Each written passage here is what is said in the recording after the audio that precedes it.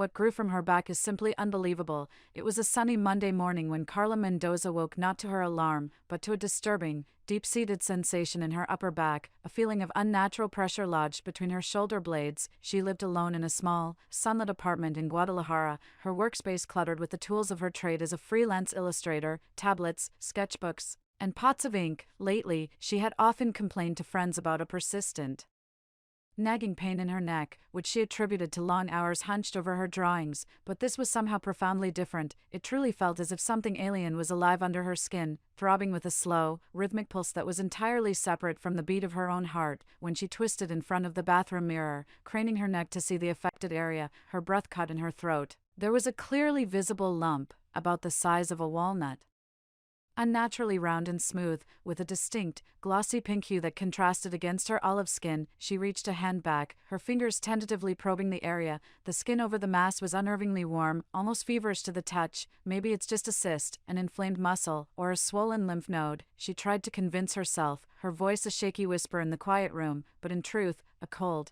primal unrest settled in her gut. An instinctive certainty that there was something inside her that did not belong. Throughout the day, the throbbing intensified into a persistent, drumming ache that made it impossible to focus. The lines she drew on her tablet wavered and skewed. She could no longer concentrate on the vibrant fantasy characters that were her specialty. A dull, heavy pressure seemed to be spreading across her shoulders, accompanied by a constant, electrifying tingling that crept down her spine.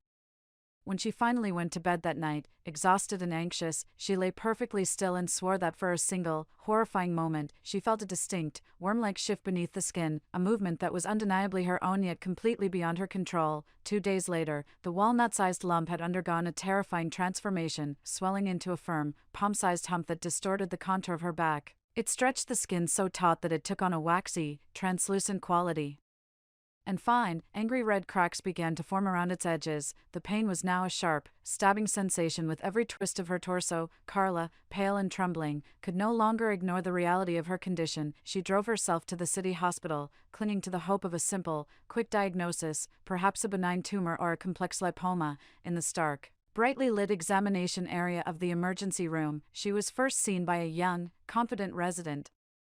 His professional demeanor vanished the moment his fingers pressed into the mass. His face contorted into a mask of confusion and disbelief. This feels strange," he murmured, pulling his hand back as if burned. He left the room without another word. Shortly after, Dr. Luis Ortega, an experienced neurologist with a calm, authoritative presence, appeared. He examined Carla methodically, his touch gentle but firm, his expression neutral until his probing fingers stilled and his gaze suddenly froze, locked on the abnormality. "Have you ever had an MRI scan?" he asked, his voice low and serious. Carla mutely shook her head. The images that materialized on the screen in the radiology department moments later caused a palpable hush to fall over the small group of medical staff. The mass on Carla's back was not a simple collection of tissue. It displayed intricate, folded structures, sulci and gyri, that were hauntingly identical to the convoluted landscape of a human brain. The silence was broken by a technician's gasp as a second set of data streamed across the monitor. Even more unbelievably, the mass was emitting faint but distinct electrical impulses. It was not just a static growth, it was metabolically and electrically active, a silent, secret mind transmitting signals into the void. Carla was immediately isolated and transferred under guard to a high-security specialty hospital. Within hours, a team of the country's top neurologists, neurosurgeons, and geneticists had been assembled, their faces a mixture of intense curiosity and grave concern. While the media had already begun to circle, sniffing out a major story, the hospital enforced a strict information blackout. Dr. Ortega led the expert team. In several urgent, hushed meetings, they pored over the MRI images, biopsy reports, and neurological tests. The results were unequivocal, yet they defied logical explanation. The mass was a rudimentary, yet complex, ectopic brain. It displayed coherent neuronal impulses, a pattern of electrical activity that mirrored, albeit faintly, the activity of a conscious mind. When a pale and trembling Carla was given the news, her question was a desperate whisper. "Does this mean I have a second brain?" Dr. Ortega nodded slowly, his usual composure fractured. "It appears so," he said, "but we do not yet understand why it developed, or more importantly, what it means for you. Even during the initial examinations, the doctors documented further peculiarities that deepened the mystery. Carla's reflexes were hyperactive, her body sometimes jerking in response to a stimulus a fraction of a second before her primary brain could have registered it. In specialized cognitive tests, she exhibited knowledge and responses that seemed to originate from a separate, independent awareness. The second brain was no longer just a passive organ.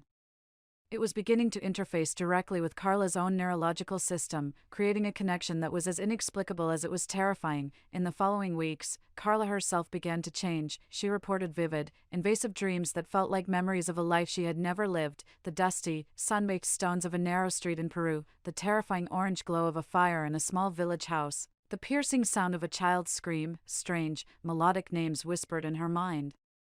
Disturbed, she recounted these visions to her doctors, who documented every detail with growing astonishment. The breakthrough came by sheer chance when an assistant doctor, originally from South America, recognized one of the described scenes with chilling precision. It matched exactly the details in a missing persons report for a young girl who had vanished from a village near Cusco over 20 years earlier. The doctors were left utterly speechless, staring at Carla not as a single patient, but as a living, breathing vessel for an unsolved mystery. How could Carla access memories that were not her own? A new chapter had begun. Was this second brain the vessel of a foreign past? A DNA test from a biopsy of the brain mass finally brought clarity and horror.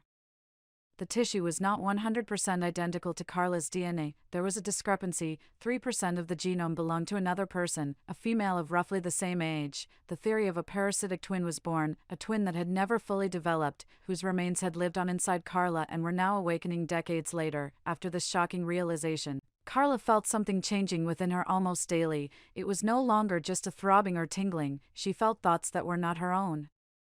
Foreign opinions, fears, and even preferences. She heard inner voices whispering things she did not understand. The boundary between herself and the foreign presence inside her began to blur. One evening, Carla was sitting alone in her apartment when she suddenly stood up without knowing why. She went purposefully to her desk, pulled out a sheet of paper, and began to draw.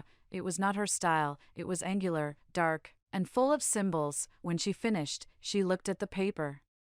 It was a child's drawing of a burning house, a girl with sad eyes, and a name written underneath, Amaya. Tears streamed down her cheeks. She had never heard that name, yet it felt like it belonged to her, as if a part of her was someone else. In the days that followed, more strange episodes occurred. Carla would go to the kitchen at night, open the refrigerator, and start talking as if someone were there. She laughed at things no one had said. She cried for no reason. Her friends withdrew. Even her mother, who visited from another city, was barely recognized by Carla, who called her Dona Rosa, a name unknown to the family. The doctors realized it was not just her body that was changing, but her entire being. The second brain was not merely a tumor with impulses, it was a storage device, a consciousness that was increasingly taking up space. With each week, the presence of the foreign identity within Carla grew stronger. She talked in her sleep, sometimes in a language no doctor could immediately identify. Recordings revealed sentences in Quechua, the ancient language of the Andean people. Carla had never had any contact with this language. Her voice changed, becoming softer, younger, almost childlike at times. The neurological tests revealed something even more frightening: 2 distinct electrical patterns in the EEG. Not synchronized but alternating in activity, 2 brainwave patterns, 2 consciousnesses. Scientists specializing in dissociative identity disorder were stunned. They had never seen anything like it. Once, during an interview with doctors, Carla lost consciousness. When she came to, she spoke for minutes with a voice that was not her own. She called herself Amaya and pleaded, "Please don't take the light away. I don't want to disappear again." She described real places, remote villages in the Andes, and names of people who had never existed in Carla's world. The family of a missing girl in Peru was contacted and confirmed many of the details. It was as if this second consciousness consisted not just of memories, but of an entire existence. After long discussions, Carla was presented with a choice: the second brain could be removed. It was medically possible, but dangerous. The other option was to live with the foreign soul inside her. With all the psychological consequences, Carla wrestled deeply with the decision. On many nights, she spoke with Amaya, in her thoughts, in her dreams, in whispered conversations with herself. She even began to feel compassion. "If I remove this, I might be killing her," she said quietly. The idea of erasing someone who possessed feelings, memories, and a sense of self tormented her profoundly. The hospital's ethics committee convened multiple times to deliberate on the unprecedented dilemma.